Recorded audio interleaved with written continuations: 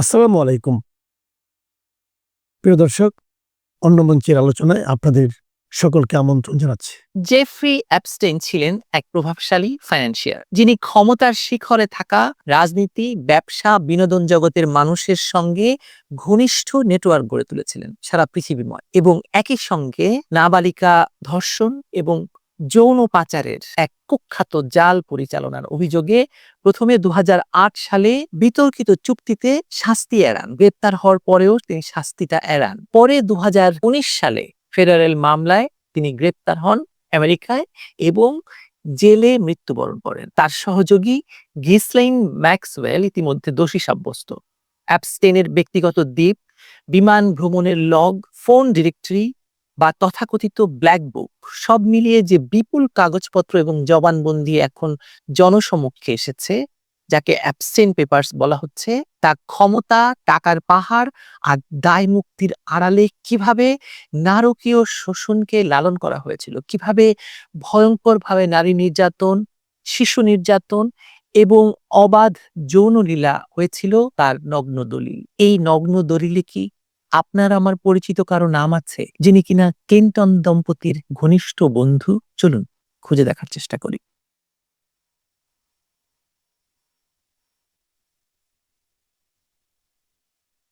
Jeffrey Epstein নামটি আজ বিশ্বের সবচেয়ে কলঙ্কিত অধ্যায়ের সাথে জড়িত।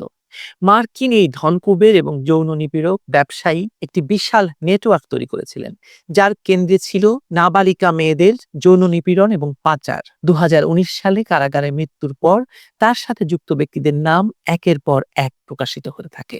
সম্প্রতি প্রকাশিত এই ফাইলগুলো পৃথিবীর ক্ষমতাধর রাজনীতিবিদ, ব্যবসায়ী এবং সেলিব্রিটিদের এক গোপন জগতের উন্মোচন করেছে, যে জগৎ ভয়ঙ্কর, কুৎসিত এবং আপনার আমার চিন্তার অনেক বাইরে। এই কলঙ্কিত তালিকায় এখন বাংলাদেশে অবৈধভাবে ক্ষমতা দখলকারী ডক্টর মোহাম্মদ ইউনূসের নাম নিয়েও প্রশ্ন উঠছে, যা বাংলাদেশের রাজনৈতিক পরিস্থিতিতে নতুন মাত্রা যোগ করতে যাচ্ছে বলে আমার মনে হচ্ছে। অ্যাপস্টেইনের কুখ্যাত দ্বীপ লিটল সেন্ট জেমস ছিল মূলত একটি পৈশাচিক রাজ্য, যেখানে বিশ্বের প্রভাবশালীরা তাদের বিকৃত কামনা চরিতার্থ করতেন। এই দ্বীপে নিয়মিত যাতায়াত করতেন সাবেক মার্কিন প্রেসিডেন্ট বিল ক্লিন্টন, বর্তমান প্রেসিডেন্ট ডোনাল্ড ট্রাম্প, ব্রিটিশ রাজকুমার অ্যান্ড্রু, মাইক্রোসফটের প্রতিষ্ঠাতা বিল গেটসের মতো ব্যক্তিত্বরা। এই সবকিছু ছিল একটি সুপরিকল্পিত ব্ল্যাকমেইল অপারেশনের অংশ, যেখানে ক্ষমতাবানদের দুর্বল মুহূর্তের ভিডিও করে তাদের নিয়ন্ত্রণে রাখা হতো।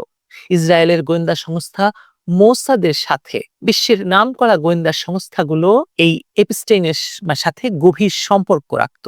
এই অপারেশনকে আন্তর্জাতিক রাজনীতির অন্ধকার দিক হিসেবে আমরা দেখতে পারি। লিটল সেন্ট জেমস নামের এই দ্বীপটি ছিল মূলত এক ভয়ঙ্কর ফাঁদ, যেখানে নাবালিকা মেয়েদের সাপ্লাই দেওয়া হতো এবং বিশ্বের সবচেয়ে প্রভাবশালী ব্যক্তিদের সেই বিকৃত কামনার সুযোগ করে দিয়ে ভিডিও ধারণ করে রাখা হতো।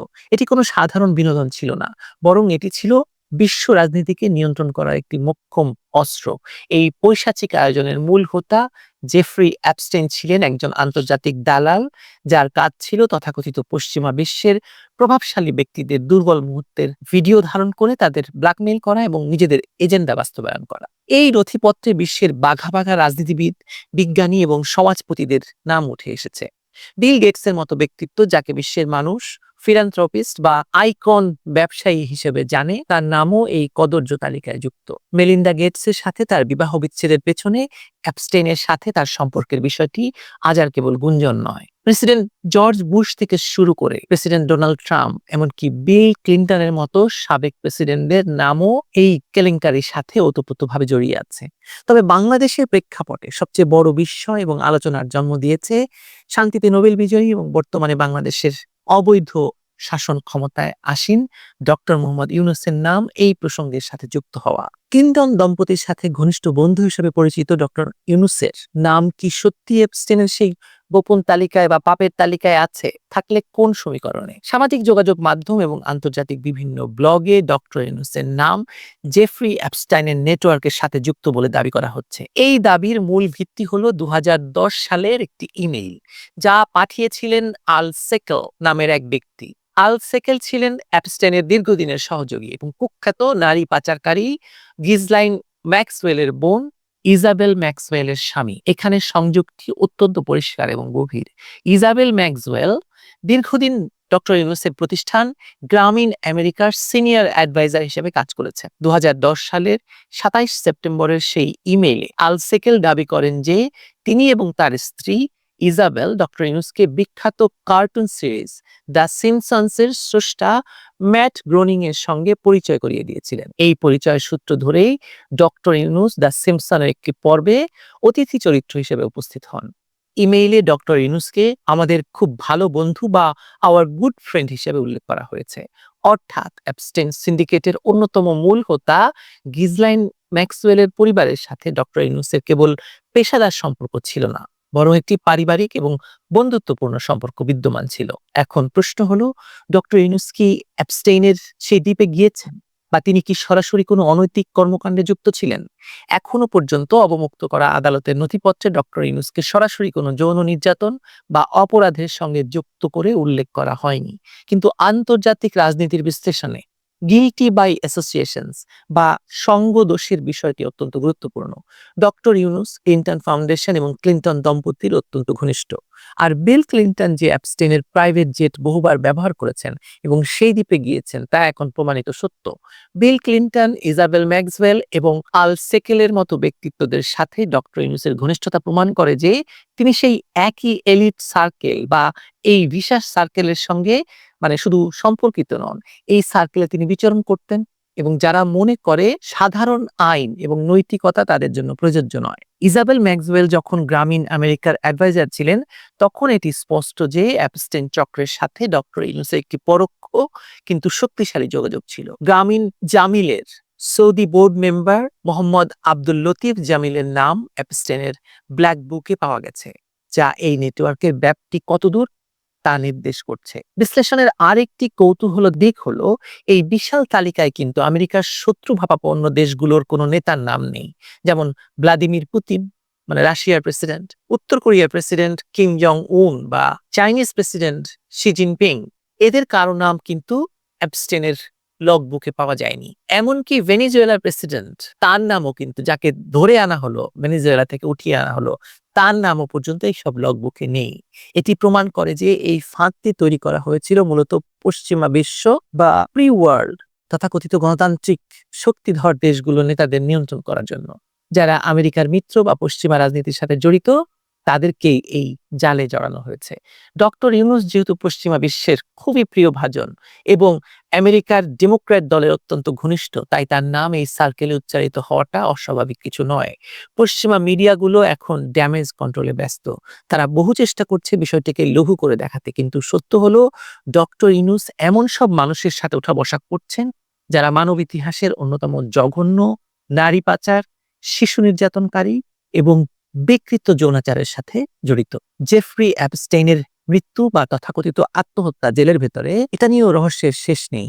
যে লোকটির কাছে বিশ্বের রথী মহারথীদের ধ্বংস করার মতো তথ্য প্রমাণ আছে, তাকে কি এত সহজে মরতে দেওয়া হবে, নাকি তাকে সরিয়ে দেওয়া হয়েছে? এই প্রশ্নগুলো যখন ঘুরপাক খাচ্ছে, তখন ডক্টর ইউনূসের মতো গ্লোবাল আইকনের নাম এই নোংরা পঙ্কিল আবর্তে উঠে আসা তার ভাবমূর্তির জন্য নিঃসন্দেহে বিশাল এক আঘাত। যদিও আইনি ভাষায় তিনি এখনো অভিযুক্ত নন, কিন্তু নৈতিকতার জায়গা থেকে প্রশ্ন আপনাকে তুলতেই হবে। প্রশ্ন ওঠাটা স্বাভাবিক। একজন নোবেল বিজয়ী ব্যক্তি যিনি দারিদ্র বিমোচনের কথা বলেন, তিনি দরিদ্রের ব্যাংকার হিসেবে নিজেকে পরিচয় দেন, শান্তির দূত হিসেবে নিজেকে পরিচয় দেন, তিনি কিভাবে এমন মানুষদের খুব ভালো বন্ধু হতে পারেন যারা শিশুদের নির্যাতন করে, শিশুদের পণ্য হিসেবে ব্যবহার করে এবং শিশু নির্যাতন করে সেসব ভিডিও ধারণ করে এবং বিকৃত যৌনাচারে লিপ্ত থাকে?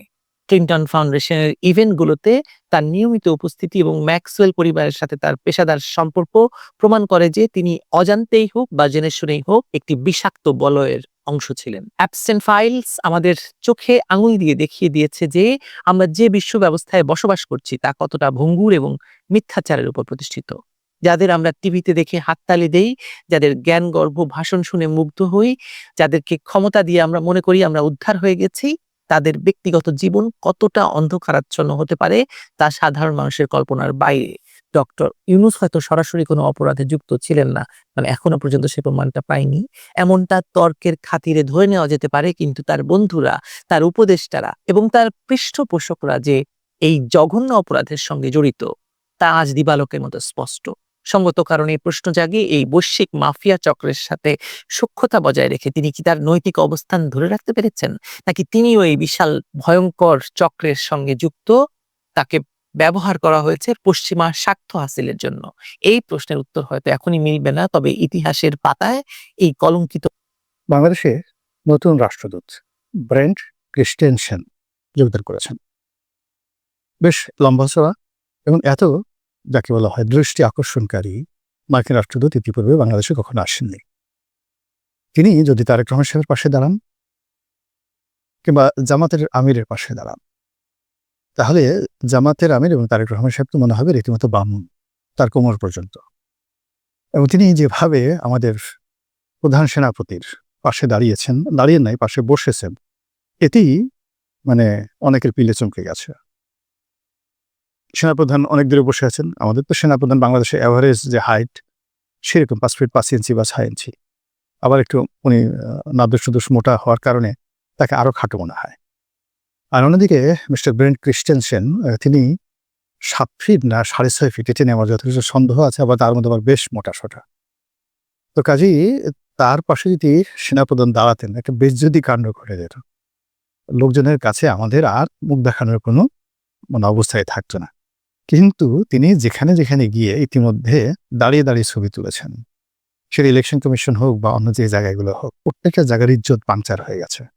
আমাদের কেন জানি এখন রাষ্ট্র ক্ষমতাতে সুরঞ্জিত সেনগুপ্তের মতো এরকম লম্বা চোড়া, তোফায়েল সাহেবের মতো এরকম সুদর্শন স্মার্ট রাজপুরুষ নেই, কিংবা হোসেন মোহাম্মদ এরশাদ সাহেবের মতো ওইরকম রাজপুরুষ নেই। ওনার যারা লোকজন ছিলেন, মন্ত্রী এমপি ছিলেন, সবাই লম্বা চড়া ছিল। আর আমরা এখন কি বলবো, সব খাটো খাটো লোক পেয়েছি, বাট্টু লোক পেয়েছি।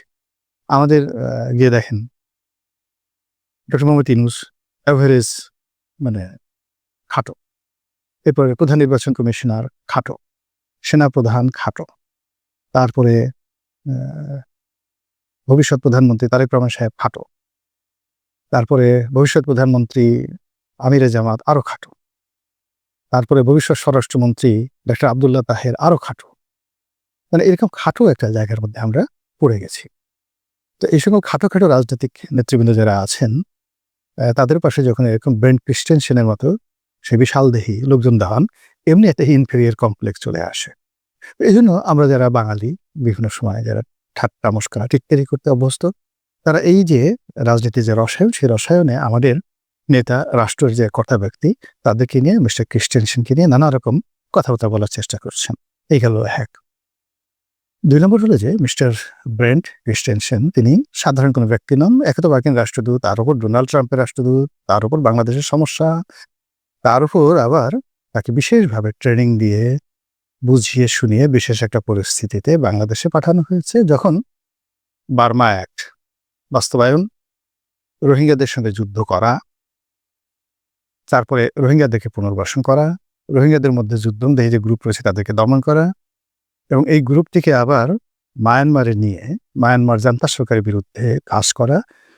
যেভাবে মধ্যপ্রাচ্যে কুর্দিদেরকে ব্যবহার করানো হয়েছে, এই আমেরিকা করেছে। তাদেরকে অস্ত্র দিয়ে শস্ত্র দিয়ে প্রথমে আইএসের বিরুদ্ধে যুদ্ধ করিয়েছে, তারপরে সিরিয়ান আর্মির বিরুদ্ধে যুদ্ধ করিয়েছে, তাদেরকে তুরস্কের বিরুদ্ধে যুদ্ধ করিয়েছে, ইরানের বিরুদ্ধে তাদেরকে যুদ্ধ করিয়েছে, পুরো মধ্যপ্রাচ্যকে তছনছ করে দিয়েছে। কিন্তু এই কুর্দি জনগোষ্ঠী দ্বারা দিয়ে আবার তাদেরকে ডলা দিয়ে ভিক্ষুক বানিয়ে তারা চলে আসছে। এই আমেরিকা তাদেরকে লোভ দেখিয়েছিল যে গত 100 বছর ধরে কুর্দিরা যে দাবি নিয়ে লড়াই করছিল, সেই লড়াইয়ের প্রেক্ষিতে তারা স্বপ্ন দেখেছিল বা লড়াই করছিল যে মধ্যপ্রাচ্যের একটা বিরাট অংশ, তার সঙ্গে সিরিয়া, তারপর তুরস্কের একটি বিরাট অংশ, ইরাকের একটি বিরাট অংশ এবং ইরানের একটি বিরাট অংশ, এটা মিলিয়ে একটা স্বাধীন কুর্দিস্তান দখল করার বা তৈরি করার যে স্বপ্ন তাদের মধ্যে ছিল। এবং সেই স্বপ্নটি দ্বিতীয় বিশ্বযুদ্ধের পরে জেনারেল আইসেনহাওয়ার তাদেরকে কমিটমেন্ট দিয়েছিল, কিন্তু তারা সেটা করেনি। তো যাই হোক, সেই স্বপ্নটা বাস্তবায়ন করানোর জন্য এই সময়টাতে তারা লোভ দিয়ে তাদের দ্বারা যুদ্ধ করিয়ে স্বার্থ নিয়ে তারা চলে গেছে ফুটফুস। এখন কুর্দিরা মার খাচ্ছে, সবার হাতে মার খাচ্ছে, সিরিয়ার হাতে মার খাচ্ছে, ইরাকের হাতে মার খাচ্ছে, ইরানে মার খাচ্ছে। ইরানে তো নামই নিতে পারছে না। আর তুরস্ক তারা মার খাচ্ছে। তো তদ্রূপ ওই কুর্দিদের মতো করে এখন রোহিঙ্গাদেরকে ব্যবহার করার জন্য মার্কিন যে মাস্টার প্ল্যান, সেই মাস্টার প্ল্যানের আপনি বুঝতে পারেন যে কি মাস্টার প্ল্যান, সেই মাস্টার প্ল্যান দিয়ে তারা বাংলাদেশকে ব্যস্ত রাখবে, মায়ানমারকে ব্যস্ত রাখবে, চীনকে ব্যস্ত রাখবে এবং বাংলাদেশে নতুন রাষ্ট্রদূত ব্রেন্ট ক্রিস্টেনসেন গ্রেপ্তার করেছেন।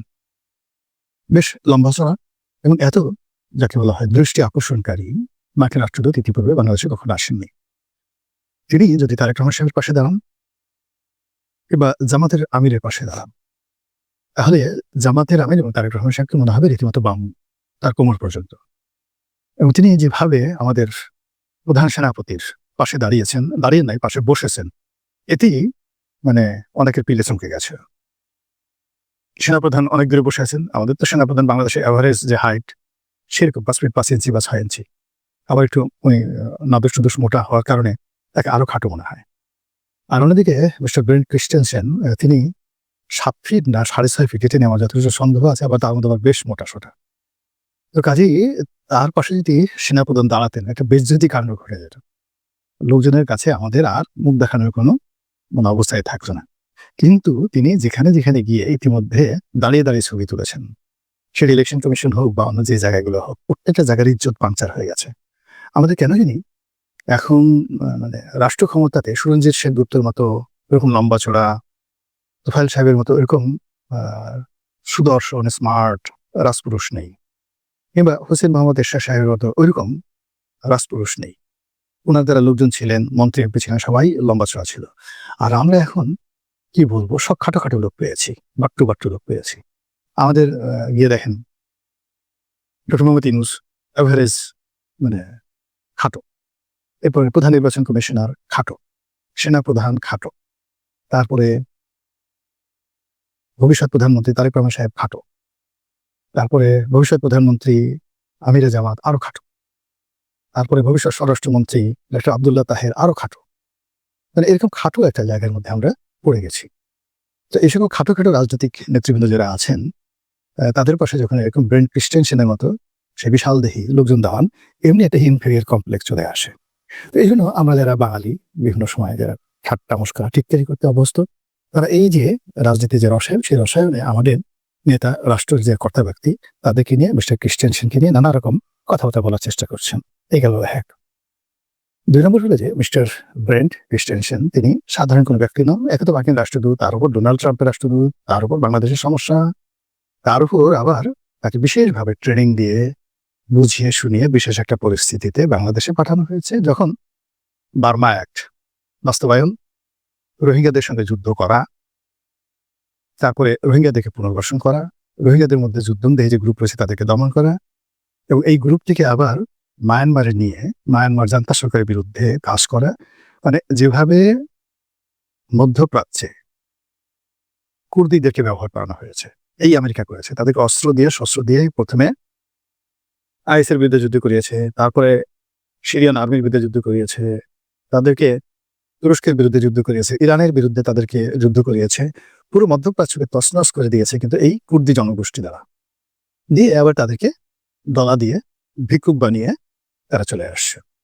এই আমেরিকা তাদেরকে লোক দেখিয়েছিল যে গত 100 বছর ধরে কুর্দিরা যে দাবি নিয়ে লড়াই করছিল, সেই লড়াইয়ের প্রেক্ষিতে তারা স্বপ্ন দেখেছিল বা লড়াই করছিল যে মধ্যপ্রাচ্যের একটা বিরাট অংশ, তার সঙ্গে সিরিয়া, তারপর তুরস্কের একটি বিরাট অংশ, ইরাকের একটি বিরাট অংশ এবং ইরানের একটি বিরাট অংশ, এটা মিলিয়ে একটা স্বাধীন কুর্দিস্তান দখল করার বা তৈরি করার যে স্বপ্ন তাদের মধ্যে ছিল, এবং সেই স্বপ্নটি দ্বিতীয় বিশ্বযুদ্ধের পরে জেনারেল আইসেনহাওয়ার তাদেরকে কমিটমেন্ট দিয়েছিল, কিন্তু তারা সেটা করেনি। তো যাই হোক, সেই স্বপ্নটা বাস্তবায়ন করানোর জন্য এই সময়টাতে তারা লোক দিয়ে তাদের দ্বারা যুদ্ধ করিয়ে স্বার্থ নিয়ে তারা চলে গেছে ফুটফুস।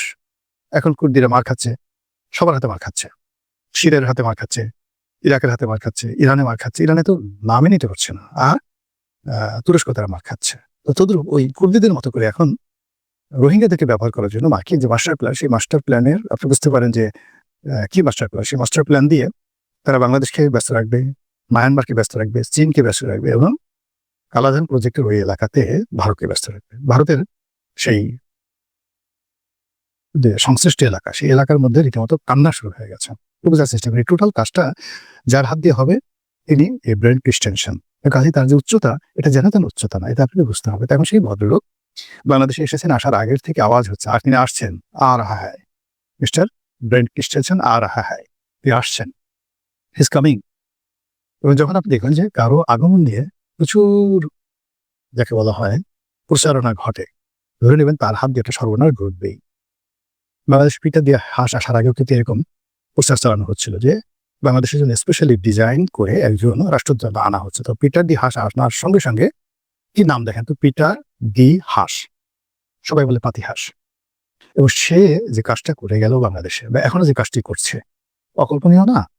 তো পিটার ডি হাঁসের আসার আগে যেভাবে তোড়জোড় করেছিল বাইডেন প্রশাসন, তার চেয়ে 100 গুণ তোড়জোড় করেছে ডোনাল্ড ট্রাম্প প্রশাসন এই ভদ্রলোক আনার জন্য। এবং পিটার ডি হাঁস আসার আগে যারা ছিলেন তারা মানে এরকম দীর্ঘমেয়াদের বাংলাদেশে প্রায় 17 মাস বা 1.5 বছর কন্টিনিউয়াসলি মানে চার্জ দ্য অ্যাফেয়ার্স ভারপ্রাপ্ত রাষ্ট্রদূত দিয়ে আমেরিকা চালায়নি। কিন্তু মিস্টার ব্রেন্ট ক্রিস্টেনসেনের কার্যকালকে গ্লোরিফাই করার জন্য, গুরুত্ব দেওয়ার জন্য তারা এই 17 মাস ধরে তাকে ট্রেনিং দিয়েছে, তার নিয়োগ চূড়ান্ত করেছে এবং করে তাকে সেভাবে এম্পাওয়ার্ড করেছে। এবং সেই পাওয়ার নিয়ে তিনি এখন বাংলাদেশে ঘোরাফেরা করছেন। তার সেই বিশাল দেহ নিয়ে তিনি যার পাশে দাঁড়াচ্ছেন, মুহূর্তের মধ্যে সেটা মেরিওয়ান হয়ে যাচ্ছে। যেখানে যাচ্ছেন সেই জায়গায় সর্বনাশ ঘটে যাচ্ছে, সেখানে একটা আতঙ্ক তৈরি হচ্ছে, একটা বিতর্ক তৈরি হচ্ছে। কেন, কি কারণে নির্বাচন হয়ে যাবে, এখন সবকিছু হচ্ছে, কেন এরকম হবে, এই জিনিসগুলো নিয়ে আলোচনা হচ্ছে। তো যাই হোক, মিস্টার রাষ্ট্রদূত, মার্কিন রাষ্ট্রদূত, তিনি কথা বলেনি বলতে গেলে, শুধু একটাই কথা বলছেন, যে কথা তছনছ হয়ে গেছে সবকিছু। তাকে নিয়ে ঘুসঘুস ফুসফুস ফুসফুস করার কোনো অবকাশ তিনি রাখেননি। তিনি সোজা বাংলায় বলে দিয়েছেন যে তিনি এই বাংলাদেশে বসে আওয়ামী লীগ, বিএনপি, জামাত, হেফাজত, তারপর সে তাবলিগ যারা আছে, এমনকি ঢাকা শহরে গুন্ডা পান্ডা, আন্ডারওয়ার্ল্ডের ডন, তারপর শেষে যারা পথবধূ, পতিতা, যারা তৃতীয় লিঙ্গের মানুষ, তাদের সাথেও তাদের যোগাযোগ হয়, বাংলায় বলে দিয়েছেন। এবং এটা তারা তাদের রুটিন ওয়ার্ক অনুযায়ী কাজ করে। কথাটা কেন আসে, কেউ বলার চেষ্টা করছিল যে আওয়ামী লীগের সঙ্গে তাদের একটা যোগাযোগ আছে। তো তিনি কোনো নাম মেনশন না করে তিনি বলছেন শুধু আওয়ামী লীগ না, বাকি সবার সাথে তাদের যোগাযোগ আছে। ফলে কি হলো, অন্যান্য যারা আছেন তারা চুপচাপ রয়ে গেছেন। এই কারণে যদি আমেরিকা খোটা দিয়ে বলে যে আওয়ামী লীগের জমানাতে তোমরা কি গোপনে কাজ করোনি, তাদের কাছে তো সব রেকর্ড আছে। ফলে পুরো রাজনৈতিক অঙ্গন তার এক বক্তব্যে চুপচাপ হয়ে গেছে। তো বোঝার চেষ্টা করুন যে তিনি কি কথা শিখে এসেছেন। আর আমেরিকা এমন একজন লোককে পাঠিয়েছে যে যাকে দাঁড়া করালে বাকি সব ছোট হয়ে যায়। তার যে উচ্চতা, এবং সেই উচ্চতা নিয়ে তিনি নির্বাচন কমিশনে যাচ্ছেন, সেই উচ্চতা নিয়ে তিনি চিফ জাস্টিসের কাছে যাচ্ছেন। আমাদের চিফ জাস্টিসও কিন্তু লম্বা না, তিনিও ওই আমাদের প্রধান সেনাপতির মতো ওইরকমই ব্যাকটা আর কি। তো যে জন্য যেখানে যাচ্ছেন, যারা বুদ্ধিমান তারা মানে চেয়ারে বসে ওনার সাথে ছবি তুলছেন। আর যারা এই সতর্কতাটুকু অবলম্বন করতে পারেন, যারা দাঁড়িয়ে ছবি তুলতে গেছেন, তাদের সবারই কিন্তু ইজ্জতহানি ঘটে গেছে ইতিমধ্যে। এখন এই যে মিস্টার রাষ্ট্রদূত, তিনি দৌড়াদৌড়ি করছেন এই নির্বাচনের এই সময়টাতে, যখন সবাই ধরেই নিয়েছে এখানে 90% বিএনপি ক্ষমতা আসবে, 10% জামাত ক্ষমতা আসবে। তো এই অবস্থায় তিনি সবার সাথে যোগাযোগ করছেন। ইট মিনস তিনি কাউকে ভাবে নম্বর দিচ্ছেন না। ইট মিনস তিনি যে এই মুহূর্তে নির্বাচনের যে ডামাডোল, সেই ডামাডোলকে তিনি গুরুত্ব দিচ্ছেন না। তিনি তার যে রুটিন ওয়ার্কগুলো করে যাচ্ছেন, সেই রুটিন ওয়ার্কগুলো দেখে আপনি কি বলবেন জাগো বাহে কণ্ঠে সবাই, কিংবা আপনি বলবেন পায়ের আওয়াজ পাওয়া যায়, অথবা আপনি কি বলবেন কিসের আওয়াজ পাওয়া যায়, নাকি শুধু দেখবেন তুমি আসলে বা তুমি গেলে শুধু চেয়ে দেখলাম, আমার বলার কিছু ছিল না। মহান আল্লাহ আমাদের সবাইকে হিদায়াত দান করুন এবং হেফাজত করুন। আসসালামু আলাইকুম ওয়া রাহমাতুল্লাহি ওয়া বারাকাতুহু।